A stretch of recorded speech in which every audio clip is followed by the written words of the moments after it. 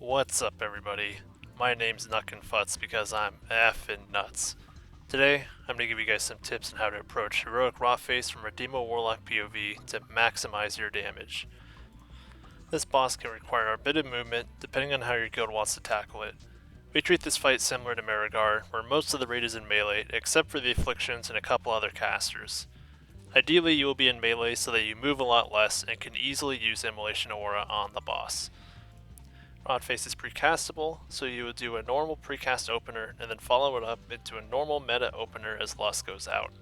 Hope that you get a Giga Pact and don't get this annoying situation where Dying Curse procs way after Flare. Continue into a normal single target rotation after this.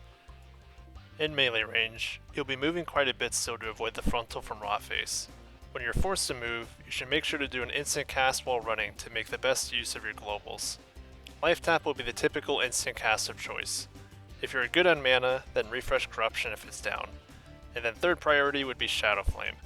If you are low health though, then feel free to throw out a quick little Death Coil. Helping the healers and not dying is better than a bit of a subpar global. If you're forced to play from range, then you will still be avoiding the frontal, but also much more slime puddles on the ground, as well as the big slime being kited around the room. Avoid as much damage as you can, and abuse your portal as much as possible.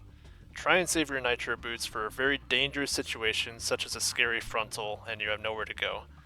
Porting away from danger is a much lower cooldown, so this should be your first instinct. Beyond all this, the fight is generally the same, but just a bit more difficult to squeeze in Immolation Aura damage effectively. As the fight goes on, the big slime will eventually explode. When the slime is about to explode, be ready to stack on the melee clump for a bit, and then move away to avoid griefing and killing all of your melee. If you are in range when the slime explosion happens, then just remember that you have to move a little bit after the explosion. Make sure to save your second meta and potion for execute so that you can blast this stinky abomination. The slimes will be getting out of control at this point, but stay calm and slowly melt him down while using your globals effectively.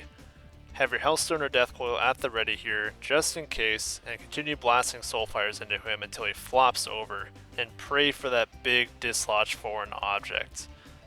But, I believe that just about covers everything you should be doing on this boss.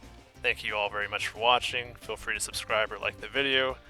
Stay tuned for more ICC PTR boss guides and big parses. And don't forget to keep pumping and be Nukinfutz. Oh, DFO. Oh, DFO. Oh my god! Oh, shit! Oh, Oh shit!